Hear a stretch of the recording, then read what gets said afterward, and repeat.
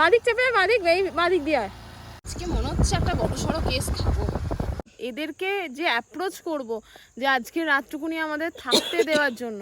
Hello guys, good morning. সকাল সকাল আবারও চলে এসেছি একটা নতুন ব্লগ নিয়ে। তো আজকে আমরা ত্রিম্বকেশ্বরের পাশেই একটা বলেছিলাম কালকে একটা লজ নিয়েছিলাম, তো সেখান থেকে এখন আমরা রওনা দিচ্ছি পুজো দেওয়ার উদ্দেশ্যে। প্রচণ্ড ভিড়, কালকেই শুনে নিয়েছি। তো দেখি কেমন এখন ভিড়ের পরিস্থিতি আছে না আছে, কত ঘন্টা লাগতে পারে। তো সেই অনুযায়ী ওখানে গিয়ে ডিসাইড করবো যে সাধারণ মানুষের সাথে লাইনে দাঁড়িয়ে দেখবো নাকি আলাদা করে ভিআইপি লাইন কেটে ঠাকুর দর্শন করব।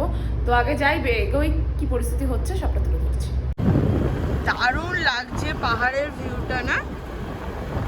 দারুণ দারুণ, কি সুন্দর আনাগোনা করছে।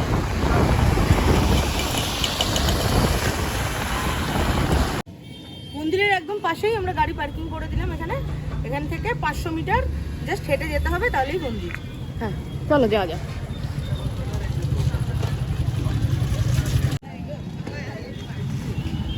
এই হলো মেন এন্ট্রান্স, এখান দিয়েই মেন ঢুকতে হবে। এর আগে গাড়ি ঘোড়া কিছু যাবে না। তো এখান দিয়ে মোটামুটি 500 মিটার দূর আছে। চারিধারে মার্কেট, ফুলের ডালা ফালা নেওয়ার ইচ্ছা হলে এখান থেকে আপনারা নিতে পারেন। আমরাও এগোই, পুজো দেবো, আগে একটা ডালা নিই, তারপরে এগিয়ে যাব মন্দিরের দিকে।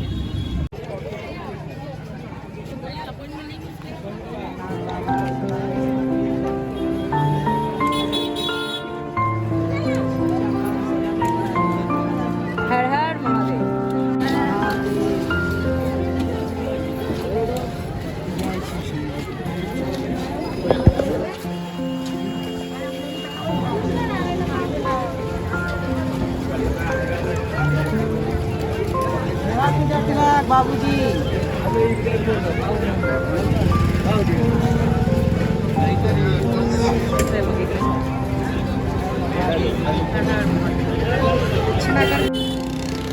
বাপরে বাপ, প্রচুর ভিড়, প্রচুর ভিড়। কি মনে হরিদ্বার হরিদ্বার। হ্যাঁ,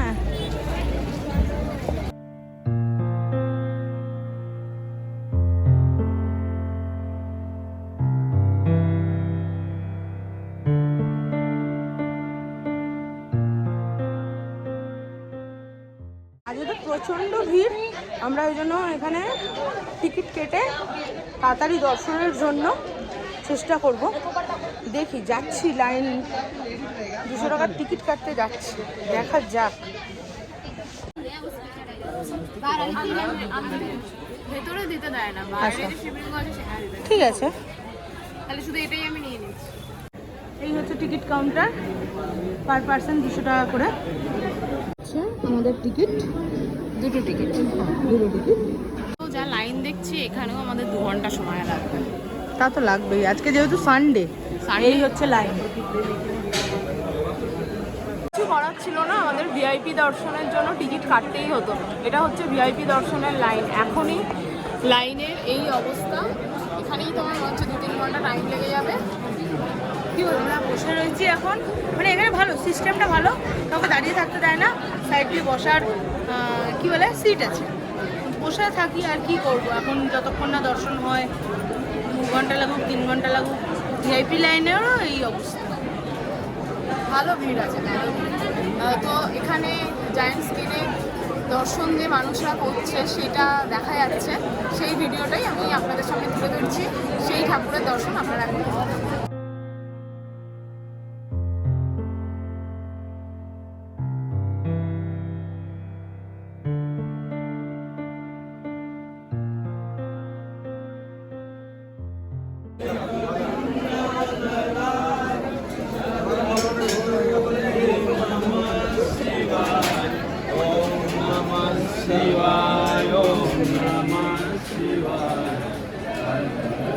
লাইন আর শেষ হচ্ছে না। 1.5 ঘন্টা হয়ে গেল, শুধু ঘুরেই যাচ্ছি, চ্যানেল দিয়ে ঘুরেই যাচ্ছি। কি অবস্থা, ভিআইপি লাইনেরই এই অবস্থা। নর্মাল গেলে তো বোধহয় আজকে 7-8 ঘন্টা লেগে যেত। আজকে এখন দেখ না, লাগবে 3 ঘন্টা তো আমার মনে হচ্ছে লাগবে। এখনই তো 1.5 ঘন্টা হয়ে গেছে, এখনো লাইন প্রচুর, প্রচুর লাইন।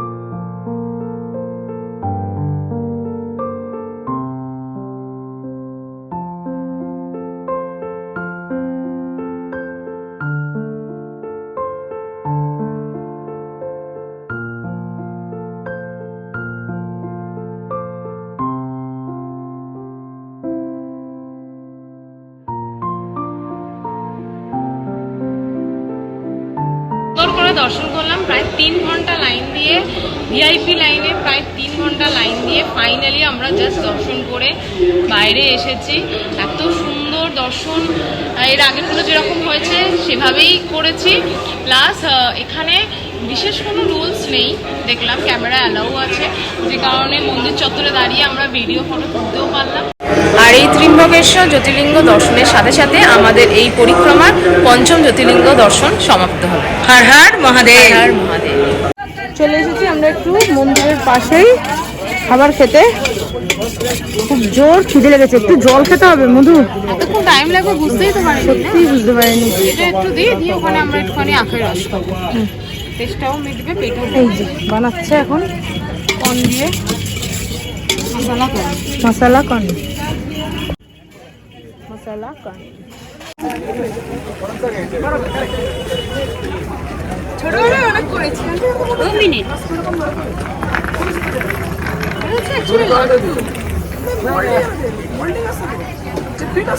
এই ছোটবেলার জিনিস এখন আর দেখাই যায় না। এখানে এসে দেখতে পেলাম। এখানে এসে দেখতে পেলাম। আমরা মন্দির থেকে চলে এসেছি, এসে এখন চেক আউটের টাইম পেরিয়েও গেছে। আমাদের এত টাইম লাগবে বুঝতে তো পারিনি। তো নিচে হোটেলের লোকের সাথে কথা বললাম, তো ওরা খুবই ভালো কোঅপারেট করলো, বললো যে কোনো ব্যাপার না, তোমরা আরামসে রেডি হয়ে খেয়ে দে তারপরে বেরো।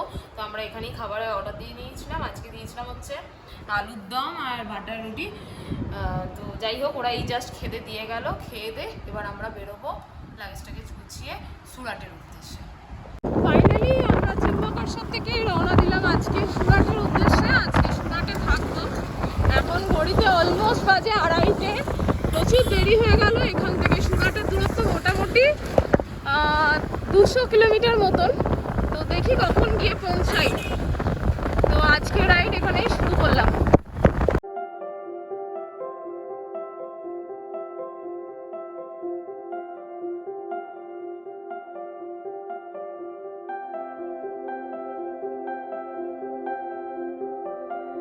ত্রিম্বকেশ্বর টেম্পলটা যেখানে আছে তার পিছনেই যে পাহাড়টা আছে, ওই যে হরিহর ফোর্ট,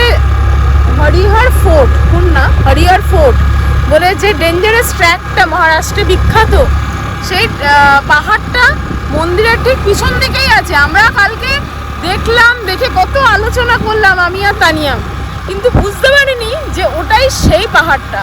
আজকে বেরিয়ে আসছি যখন, তখন একটা জল কিনবো বলে দাঁড়িয়েছিলাম দোকানে।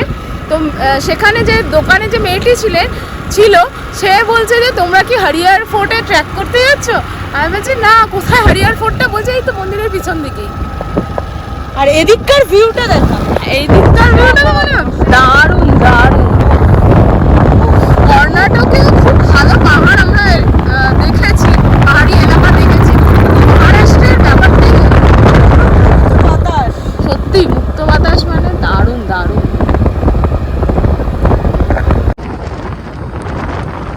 সবাই পাহাড় দেখতে যায় বরফের খোঁজে, আর পাহাড়ের যে সবুজের যে সৌন্দর্য, সবুজ পাহাড়ের যে সৌন্দর্য, সেটা আমরা এখন উপভোগ করছি। অসাধারণ লাগছে।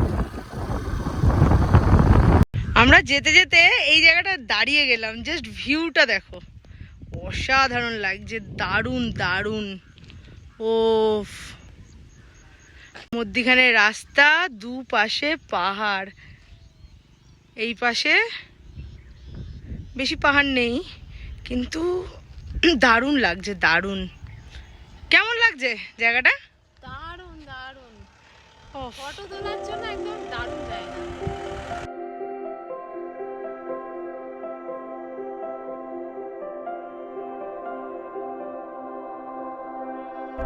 আজ মনে হয় আমরা সুরাট পৌঁছাতে পারবো না। এই যে প্রাকৃতিক দৃশ্য, বারবারই দাঁড়িয়ে যাচ্ছে আমার গাড়ি। অসাধারণ অসাধারণ, সবুজে ঘেরা পুরো পাহাড় আর পাহাড়। কিন্তু কথাটা হলো, আমরা পাহাড়ে উঠলাম কখন? আমরা উঠেই ছিলাম। আমি তো সব ভেবেছি- জ্যোতির্লিঙ্গ মোটামুটি পাহাড়ের ওপরেই। হ্যাঁ, মহারাষ্ট্রের জ্যোতির্লিঙ্গগুলো পাহাড়ি এলাকায়, ভীমাশঙ্করটা পাহাড়ের উপরে। ছোট ছোট পাহাড় না? হ্যাঁ, বাট এখানেও যথেষ্ট নিচটা যথেষ্ট ডিপ। তো এতটা উঁচুতে আমরা কখন উঠলাম? আমি এটাই আমার মাথায় ঢুকছে না। গেছি, যাই না, যেমন ম্যাপ দেখাচ্ছে তেমনই তো যাচ্ছি। তো যাই হোক, মহারাষ্ট্র খুব সুন্দর জায়গা সত্যি। এই জ্যোতির্লিঙ্গ সফরটা করতে গিয়ে অনেক জায়গায় তো ঘুরছি, কিন্তু মানে যেটা চাক্ষুষ করতে পারছি সেটা ক্যামেরায় দেখানো সম্ভব না। মহারাষ্ট্র বেস্ট। বেস্ট এখনো পর্যন্ত যতগুলো রাজ্য ঘুরলাম, মহারাষ্ট্র বেস্ট।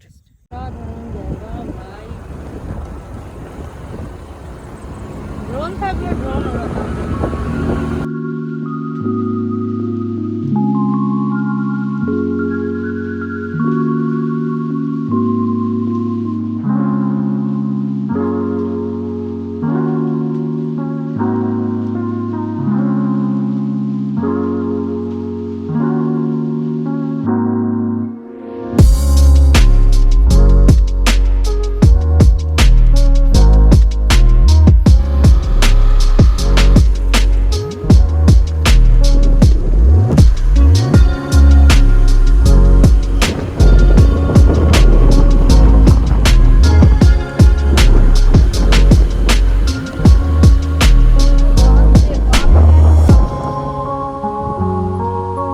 সোজা এই সাইড বাঁদিক চেপে বাঁদিক, এই বাঁদিক দিয়ে আয়।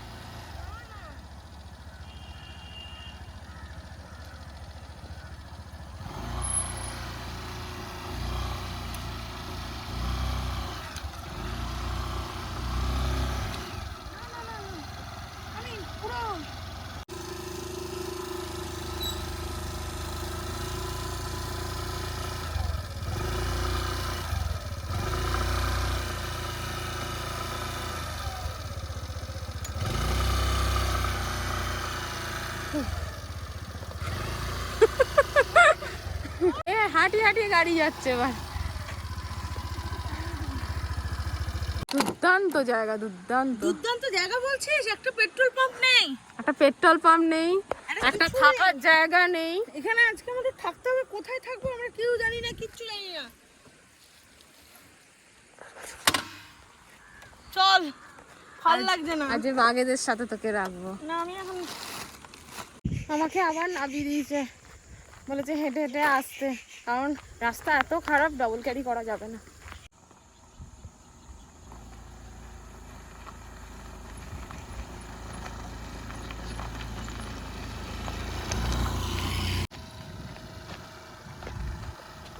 খারাপ রাস্তা।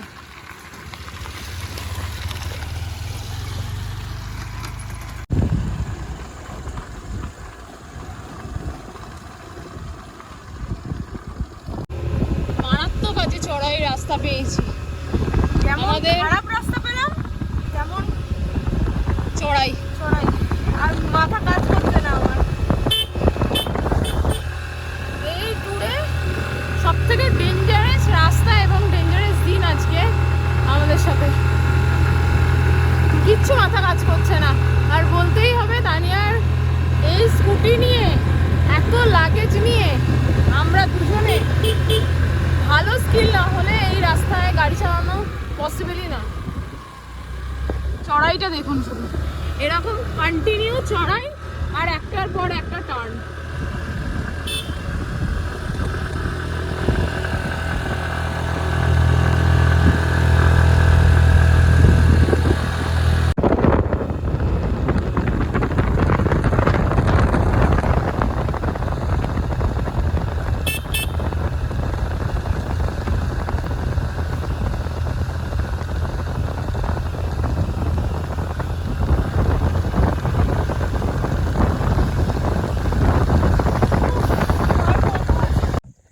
সূর্য পশ্চিম আকাশে ঢলে পড়ছে, আর আমরা কিচ্ছু বুঝতে পারছি না আজকে কিভাবে আগে এগোবো না, কারণ অপশানও কিছু দেখতে পাচ্ছি না, এগোতেই হবে।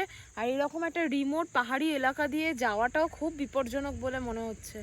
পেট্রোলের তো অ্যারেঞ্জ কোনোভাবে করা পসিবল হলো, কারণ এখানে স্থানীয় দোকানগুলোতে এরকম বোতল করে পেট্রোল বিক্রি হয়, তো সেটা আমরা পেয়েছি। পেট্রোল থাকার অপশনটা কোনোভাবেই কিছু পাচ্ছি না। যে এই জায়গাগুলো আছে, এদেরকে যে অ্যাপ্রোচ করব, যে আজকে রাতটুকুনি আমাদের থাকতে দেওয়ার জন্য, মানে কাউকে তো দেখতেই পাচ্ছি না সেরকম, যে কাকে বলবো কোথায়। এখানে ছোট ছোট কুড়ে ঘর টাইপ, সেখানে চাষাবাদ করছে দেখছি, গরু মহিষ এইসব রয়েছে। তো আলো থাকতে থাকতে যতটা এগোনো যায় আমরা আগে এগোই, তারপরে বাকি কথা পরে বলছি। একদম। সব আজকে আজকে ক্যাশ নেই, আজকে তেল নেই, আরে রাস্তা খারাপ, হোটেল পাচ্ছি না। হ্যাঁ হোটেল পাচ্ছি না। আজকে আমাদের অবস্থা একদম সত্যিই খুব খারাপ হয়ে গেছে। কোথাও কিচ্ছু মানে কি একটা নেই এটিএম এই রাস্তায়, একটা নেই পেট্রোল পাম্প। একটা পেট্রোল পাম্প দেখতে গেলাম, বললো সবাই আছে কিছুক্ষণ আগে, সেই পেট্রোল পাম্পে পেট্রোল নেই। ভাগ্যিস 1 লিটার পেট্রোল আমরা ওই দোকান থেকে, স্থানীয় দোকান থেকে কিনে নিয়েছিলাম। আগে গিয়েও আমাদের আর 1 লিটার তুলে নিতে হবে। আরে কুড়ি বলে ক্যাশ নেই, 20 টাকা পড়ে আছে। ক্যাশ নেই, অনলাইন ট্রানজাকশন হচ্ছে না এখানে। একটা পেট্রোল পাম্প পাওয়া গেছে, এই যে পেট্রোল ভরতে এসেছি। পেট্রোলটা মজুত করি, এবার থাকার ব্যবস্থা এরপরে করছি। স্থানীয় একটা জায়গায় আমি দাঁড়িয়েছি, এখানে লোকেদের সাথে কথা বলছিলাম যে আগে কোথায় গেস্ট হাউস পাবো না পাবো সেই সম্বন্ধে খোঁজখবর নিচ্ছিলাম। তো বললো যে কাপড়াডা বলে একটা জায়গা আছে এখান থেকে মোটামুটি 10-12 কিলোমিটার দূরে, ওখানে মেবি গেস্ট হাউস পেয়ে গেলেও যেতে পারি। এবার যতক্ষণ না পৌঁছাচ্ছে ততক্ষণ কিচ্ছু বলা সম্ভব নয়। তো তানিয়ারও হাতে প্রচণ্ড ব্যথা করছে, এত খারাপ রাস্তা। তো একটুখানি চা বিরতি নিয়েছি, দেন তারপরে আমরা আগে এগোবো, দেখবো যে কাপড়াটাতে পাই না পাই। না হলে এখান থেকে মোটামুটি 50 কিলোমিটার আগে ধরমপুর বলে একটা জায়গা আছে, সেখানেও পাওয়া যেতে পারে। তো দেখা যাক, কি এখন কিচ্ছু বুঝতে পারছি না কোথায় কি পাবো না পাবো, কারণ সবাই বলছে একটু আগে গেলে পাবো, একটু আগে গেলে পাবো, দিয়ে আলটিমেট আমরা পেয়ে উঠছি না। তো দেখা যাক কি হয়। দুর্দান্ত এক্সপিরিয়েন্স, রোমাঞ্চকর, ভয় লাগছে একদিক দিয়ে, আর একদিক দিয়ে যে মানে একটা অন্যরকম ফিলিংস আসছে, মানে সেটা বলে বোঝানো সম্ভব নয়, ভয় তো লাগছেই। ফাইনালি একটা গেস্ট হাউস দেখতে পেয়েছি, এখানে মার্কেট রয়েছে, মার্কেটের সামনেই গেস্ট হাউস। আমরা লাগেজ নামাচ্ছি, রুম ফুম আজকে আর কিচ্ছু দেখতে যায়নি, যা পেয়েছে সেটাতে এখন ঢুকে পড়ছে। অ্যাটাচ বাথরুম আছে, বলছে হ্যাঁ ঠিক আছে। তো যাই হোক, আমরা একটা জায়গা পেয়েছি। প্রচণ্ড টেনশন হচ্ছিল, এসে ঢুকি, তারপরে গিয়ে কথা বলছি। ফাইনালি আমরা একটা গেস্ট হাউস পেয়েছি। এই হলো রুম, ডাবল বেডরুম, একটা বিছানা আছে, এখানে একটা মিরর আছে, ডাস্টবিন আছে, আর এই হলো ওয়েস্টার্ন টয়লেট, এখানে একটা খাবার টেবিল চেয়ার আছে। তো ঠিক আছে, সব মিলিয়ে রাত কাটানোর জন্য একদম ঠিকঠাক। চলো আজকে জানি না খাওয়া দাওয়া কি করব না করবো, কারণ নিচে বিশেষ কিছু দেখলাম পাওয়া যাচ্ছে না। একটা খাওয়ার দোকান আছে ঠিক কথাই, একটু বাদে যাব, দেখবো কি খাবার পাওয়া যায় না পাওয়া যায়, তারপরে ফিরে আসছি। কালকে আমরা এত টায়ার্ড ছিলাম যে আর ভিডিও শেষ করার মতন পরিস্থিতিও পাইনি, ঘুমিয়ে পড়েছিলাম। তো আজকে সকালবেলা ভিডিওটা আমি শেষ করছি। আজকের ভিডিওটা থেকে যদি কিছু ভালো লেগে থাকে তাহলে লাইক, কমেন্ট এবং শেয়ার করে দেবেন, এবং সাবস্ক্রাইব করতেও ভুলবেন না। ফিরে আসছি নতুন একটা ব্লগ নিয়ে, ততক্ষণ টাটা।